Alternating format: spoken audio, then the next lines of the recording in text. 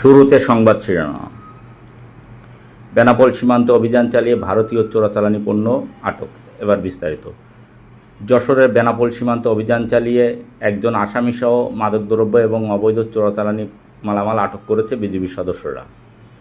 মঙ্গলবার দিনভর বিজিবির যশোর ব্যাটালিয়নের টহল দল ধান্যখোলা, বেনাপোল বিওপি এবং বেনাপোল আইসিপি ও আমড়াখালী চেকপোস্টের সীমান্ত এলাকায় মাদকদ্রব্য এবং চোরাচালানি বিরোধী অভিযান পরিচালনা করে একজন আসামিসহ ভারতীয় ফেনসিডিল, মদ, শাড়ি, কম্বল, বিভিন্ন প্রকার চকলেট, খাদ্য সামগ্রী এবং কসমেটিক সামগ্রী আটক করে।